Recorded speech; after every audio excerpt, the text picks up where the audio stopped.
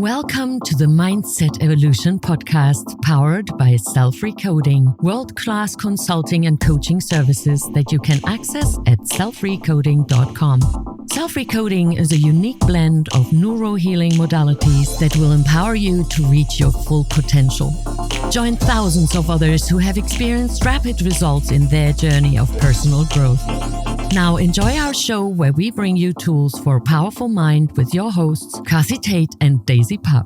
And hello, everybody, and welcome back to Bold and Blonde Mindset Evolution, the podcast that gives you tools for a powerful mind. I'm your host, Kathi from Down Under.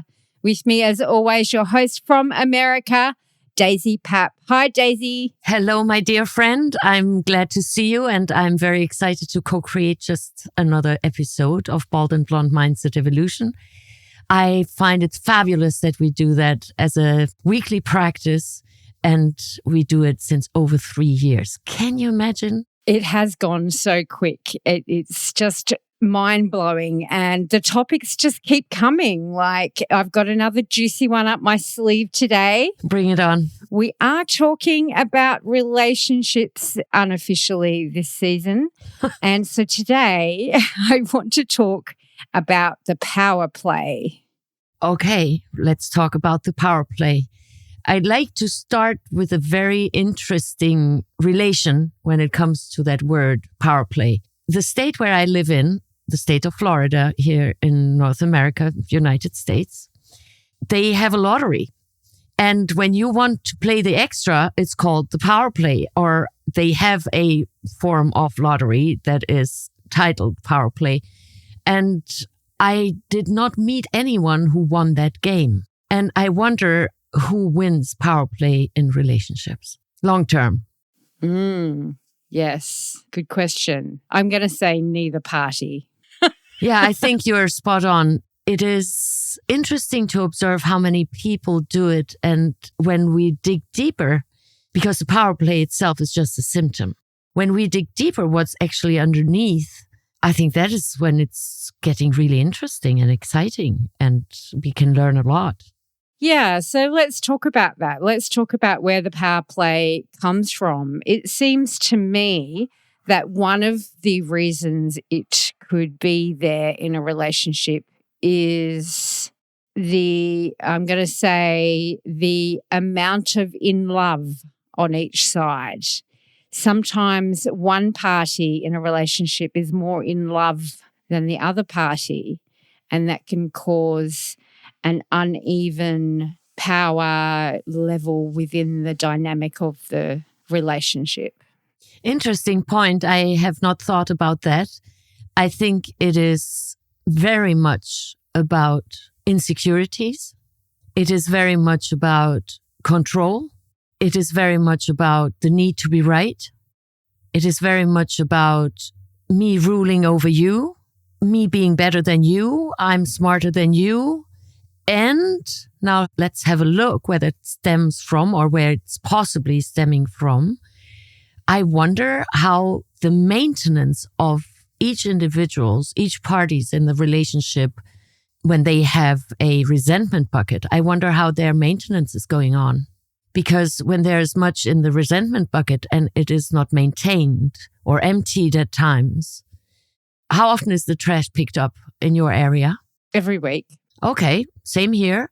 In some areas, it's picked up daily. At other areas, it's picked up twice a week or bi-weekly, meaning twice a month. But it is taken away. Otherwise, we would suffocate in trash. Now, in relationships, oftentimes that is not happening. And that's, I think, where the power play is actually powered from, where it feeds off of.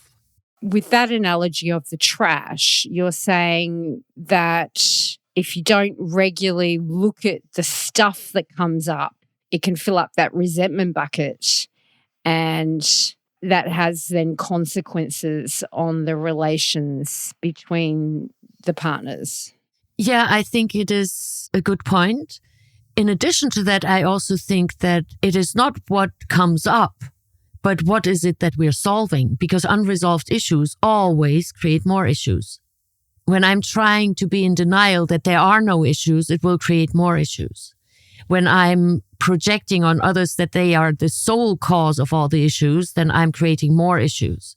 When I'm denying taking ownership of the issues that maybe I'm partially or participating in being part of the problem instead of part of the solution, I'm creating more issues. So when we now circle back to what I heard you say first, that it has to do with who is more in love, I'm not so sure if that really plays a big role in that. Well, I think it does, because I think that if you've got an uneven dynamic, it can cause some of these things that you're speaking about. So if there's an uneven dynamic around the amount of in love, that can cause insecurity. Okay, but then that is a root cause and not the symptom. I think insecurity might be the symptom, actually. I've been in a relationship where I think that I was more in love than my partner was, and it definitely caused me insecurity. And I don't think it was the other way around. I may have had insecurities, but I think the root cause was that he wasn't the right person for me, in that I thought I was in love more than I actually was in love. And it turned out he wasn't in love like I thought he was. At the root of the relationship, that was the major problem. Because if you don't have that basis, then everything else becomes harder. Everything else is rockier. Everything else falls apart, because it's not the basis of being in a loving relationship, the love itself. Well, I'd like to turn it around a little bit and put the flashlight a little bit in a different direction. The power play.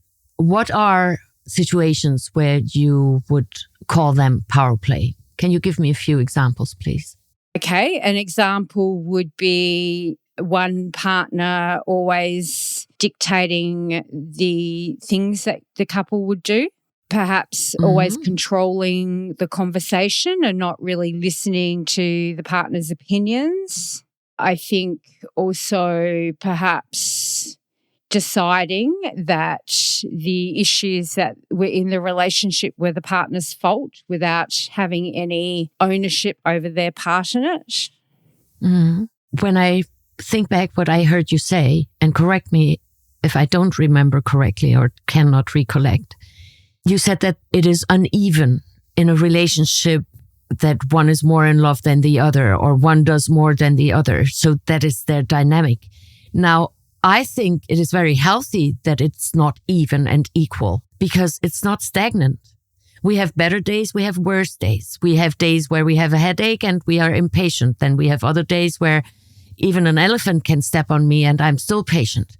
There is no such thing like stagnancy, or like it is even or equal, or we reach that particular level and then we stay there. It remains there. I don't believe that is happening, because that would also mean that the relationship is rather dead, or it is just fixated to a specific pin, or pinned to a specific it being a certain way, but there's no livelihood in it. So I don't think that the ups and downs are actually critical. I think they're healthy. How we handle them and how we respond to them, those are oftentimes unhealthy ways. That's an interesting point of view. I was thinking of it a little bit differently. And I guess in my view, there's an underlying love which is there before you look at the ups and downs of the relationship, which of course happen on a daily basis. But to me, if it's a true love, it would survive all those things. And I guess my reference for that is my family, where I'm talking about the sort of love that underlies everything, isn't going to come and go with the ups and downs. I'm talking about a relationship that's based on a deeper level. And so I can see what you're saying and don't disagree, but that's not quite where I was coming from when I said there was a disparity in love on each side. And I'm not sure if I've cleared that up or not. Well, Okay, let's define what love is. What love are you referring to? The type where you are accepted, you're embraced, you can be yourself. There's this understanding of each other and this want to share your life together, and I guess a nurturing of each other that goes along with that. In an ideal world, that would be the basis for what I think would be a loving relationship, and certainly not limited to those things, but they come to mind first of all. Okay. I'd like to circle around a little bit and point out and pin the formula for finding true love, because I think there's a huge mystery and misunderstanding around the concept of love that brings much heartbreak and heartache to many people around the globe. And I think it is a good idea to refer to it for a moment, because I say love is not only a feeling or a phrase, love is behavior. Now, I'm referring to specific behaviors and I'm referring to constant behavior. So there must be a standard. Now, when that is the case, then it is possible that I'm deciding where we go on vacation most of the time because I'm the better planner. And it is okay that you are planning the grocery shopping list and where we go buying groceries because you are much more talented in that and you have better experience and you have a better eye for the items on sale or what you want to cook or what will be on the table for the next week or two. So I don't consider that power play. I think the power play starts happening when we start to disrespect other people's wants because I have a resentment towards you, or I have regrets, or I feel ignored, or I feel taken advantage of, or I feel hurt in one or the other way. Now, when I feel hurt, then irrational thinking and irrational behavior kicks in. And that is, I think, is the root cause of the power play. Look, I don't have all the answers. I'm happy to share the answers that I think are accurate to my life and the lives of my clients and the attendees of workshops. No, I think that is a really good point, and I'm not sure why it didn't come up in my mind, but the disrespecting of the other person's wants and needs, I think, is super, super important and is a deal breaker for me, and I'm sure for many others as well. Because if you don't feel respected in your relationship, then it's going to affect everything, isn't it? I go even a level deeper. When there is no trust, there's nothing. And I understand that many people feel that they are in love and that they are loving someone or they love someone. But now, when I cannot respect you, then how can I love you? When I cannot admire you at times, then how can I love you? When I'm not compassionate or empathetic with you, how can I love you? When I jeopardize your dignity, how do I love you? When I say one thing and do another or don't follow through, how can I love you? Now, when there's no trust, let's dig really deep. How can I love you when I can't trust you? I think there's a misconception or a misunderstanding. And I understand it's a social thing and it is culturally visible in many areas of life and in many geographics. When I trust you that you will do me no harm and you trust me that I will do you no harm purposefully, is it possible that we go out dancing and I step on your foot? Absolutely, yes. Is it possible I drop your favorite cup? Yes, it's possible, but I don't do it on purpose. I'm not going to do anything on purpose to harm you or hurt you or harm and hurt the relationship. I think this is a very important point. Now, when I know that I can trust you to that degree and we have an agreement what type of relationship we're living, is it monogamous? Is it exclusive? Is it long-term? Or is it just like we discussed in the other episode? Is it as long as someone would wear an underwear or a pair of socks or taking on and off their shoes? Then we're talking about different types of relationships. So I think it is important that we clarify which type of relationship do we speak about or discuss here, because relationships actually are much more than an intimate relationship. My relationship with my computer, my relationship with my microphone, my relationship with social media, my relationship with my neighbors, my relationship with my community, my relationship with an employer or with someone who hires me, my relationship with myself. So the power play is much broader and in many more places and spaces than in solely intimate relationships. But I think it is important to notice, so I think, that when you need to be right, or when you need the short-term satisfaction that you were right, or we do what you wanted to do, and ignoring that I did not want to do that, then we have a very different problem. It's not about the power play. As I say, the power play is solely a symptom. When I respect you and you trust me, and let's say you're in the mood to go out dancing and I'm in the mood to cuddle in my bed all by myself with my sheets, then we will find a way that your need is going to be satisfied and my need is going to be satisfied. And maybe I go dancing out with you another day or another week or another month. And maybe you cuddle up with me another day, another week, another month. And you still go out dancing. Why? Because we are not Siamese twins. And maybe I go and cuddle up in my bed and get the rest I need. Why is it that it's so important that we must do what I say? I say we must go grocery shopping right here, right now.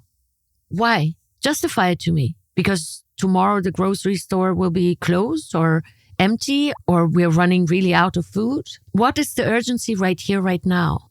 Is it really maybe just an idea or an illusion that it's so urgent for you? And you want to get my attention, or you want to get my service, that I go with you, or that I pay for it, or that I'm discovering the aisles, holding hands. What is the real need underneath? I'm curious about that. And many moons ago, we recorded an episode about the 9 universal human needs. Now, when there's power play in play, then I would have a look which of the human needs are not met. That's where you can find the solution. So I think. That's very interesting. So which human needs are not being met are going to be the root of the power play? I think so. I think that it can be discovered there because the human behavior stems from meeting needs, right? What we do, what you do, we're meeting needs. I meet my needs to drink my tea. I meet my needs to check my emails. I meet my needs to pay my invoice because I don't want to get a late fee, for example. So which of my needs are unmet that I'm working on getting met? With you, through you, with your help, with your participation, or all by myself, or with the participation of someone else. And I think when we become more aware and more sensitive to our own human needs, our own needs that we're trying to get met, then we are living in a much, much more peaceful society immediately. When we look at, the power play, what is so important about it? Why is it so important? We want to know, right? Because otherwise I will not find the reason behind it. When I don't know why I have water under my sink, how will I be able to fix it? How will I be able to find a solution for it? So when humans are in relationships, I think it is a good idea for everyone to have a look at their 9 universal needs. They're universal because they apply to humans around the globe. Now, we can also see it between parents and grandparents and children and grandchildren. In the generations. Because I said so. Okay. Maybe your need for authority is not met, or autonomy is not met. I think it's a good idea to look there. That's what I would do. I think that's great advice, and we'll put a link down below to that download that's in the Bald and Blonde website. So go grab that if you want to check out the 9 universal needs and see what's going on for you. This has actually been really interesting conversation. Not really how I thought it would go, but that's how we roll. What is missing for you? Oh, no, I'm not saying anything's missing at all, Daisy. It's just that I guess some of our episodes just evolve on their own. And sometimes when I pick a topic, most of the time when I pick a topic, I don't really have any expectations around how the conversation's going to go unless I specifically want to bring something up. And I think today's conversation is important because I think that there's power play at work in a lot of relationships, certainly not limited to romantic relationships either. I think that it would be very common to find power play in professional relationships, especially. Yeah. And so I think it's worth looking at these things because not only could it help you improve your personal relationships, it could help you at work and within your other relationships that we all have with our family, with our colleagues, with our acquaintances. There's so many interactions that we have on a daily basis with people out in the world. And the better placed we are within ourselves, then the better placed we are to respond to whatever's going on around us in the best way possible. Yes, I think this is a good point that it applies in many areas of our lives. And there's another thing that comes to my mind, that it is important to also know our wants. And why this is so important, because we are so conditioned to not want. And I give you an example that might be not really fitting into this topic, but it definitely fits into this podcast episode. When people get older or when they have valuable assets, they write a will. It's also called the last will, or it's called the testament. So they're writing what they want to happen after they are passing. And I find it so interesting. So at the end of life, we have a will. And what happened then to all the other wills? Because when there's a last will that predetermines that there must have been one prior to that. And now let me jump to the beginning of life, because we have absolutely stunning ways as babies to share our wills and wants. I feel bored. Wah! I feel sad. Wah! I feel itchy. I feel I need a new diaper. Wah! I'm hungry. And the baby knows how to vocalize, not verbalize yet. No problem at all. Then we start speaking, verbalizing, and then we say, I want this, I want that. You can't have that. That's what we're taught and conditioned to. And then in addition to that, no, we don't say, I want that. We say, can I please? May I please have that? I would like to have that. So our wants are totally chopped down. And I would like to make a point that it's absolutely okay to want and find out what you want and speak up for what you want. And then there's no power play needed anymore. Because then I can say, you want to go dancing? Please go and enjoy yourself. Say hi to Susan and Mike. Yeah. And I say hi for you to my pillow. And big deal, right? So it is okay to want. And when we become more sensible and sensitive to our own needs and wants, and when you start speaking and standing up for your own wants and wishes, and you verbalize them because you felt them first, and then you think about them, and then you speak about them, and then it becomes your standard that it's okay to want, to have a will, not only before you pass. What a concept is that? It just dawned on me like 2 days ago. It's so true. I think, how many times in your life have you not really been sure of what it is you want? And so you stumble into a relationship that isn't going to give you what you want because you don't even know what it is in the first place. And I think that we're all probably guilty of that at some point in our lives. And so that's okay. It certainly is a good thing to think about these things on a deeper level and not just stumble into them. And I think it's not that we're guilty of. I think it is part of life experience, learning experience. Yeah. The university called life.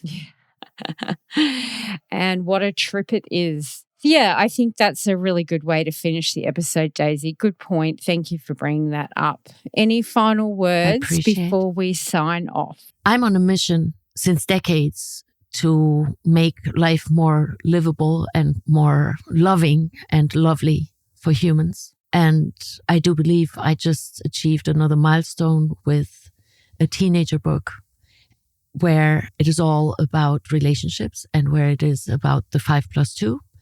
And I do believe that everyone who suffers from power play or is the power player themselves does well when they take a look at that, take a look at the 5+2. It takes you maybe 30 minutes to get through it, and you can ponder for the rest of your life on it and then self-reflect. Am I doing power play, and what's my gain long term? Because we may feel good about ourselves because now I feel better than you for 2.5 minutes or 2.5 hours or 2 years before you get sick and tired of it and run away or escape or just leave me silently or loudly. Yeah. When we understand that it's so simple and it's so easy to apply how to be the loving human we were born to be, then the beauty of it is that we will start to like ourselves more. Therefore, we will be more likable to be around. And then again, the power play just disappears or can decrease. So it's all linked together.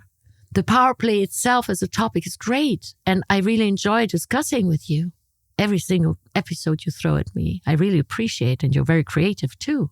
Now, it all comes down to the same simple rules for life. Maybe I'm simplifying complex thoughts, but to me, that's absolutely how it looks like. So instead of power play, choose love. Love is the answer. It's very simple. Love yourself, love, and live it, and lead by example. Your life will never be the same. Thank you, Daisy. And to clarify, Daisy, speaking of her books, the first one, which we referred to earlier in the episode, 5+2, The Formula for Finding True Love, is the book that Daisy wrote for adults, and she has just rewritten and released the teenager version of that book, which is amazing and so easy to read. It will only take you about half an hour, suitable for most ages of children and certainly any adult. And it has the whole contents of the original book written in such an easy and simple way to understand that I think is going to be a super valuable tool for teenagers around the world. So go and please grab that from daisypap.com. I urge you, you will not regret it. I'm sure that as soon as you get your hands on it, you're going to be amazed and want to share it with as many people as you can. So we'll put a link down below in the episode description straight to that book as well. So that's it from us today. Thank you, Daisy, for your sharing of your experiences. It is always so valuable for our audience. And I'm sure that all of our listeners out there feel the same way. Don't forget you can visit us at boldandblonde.live. Let us know if you'd like to hear a specific topic discussed. That's it from us today. We'll be back again next week with another awesome episode. We are Bold and Blonde. Mindset Evolution. Talk to you next time. Thank you for listening in to the Bold and Blonde Mindset Evolution podcast. Please share our show with your family and friends. Together, we make this world a better place for you, for us, for future generations. When you need consulting or coaching, visit selfrecoding.com. Also, please remember to rate us 5 stars and leave a review and support us at boldandblonde.live. Talk to you soon.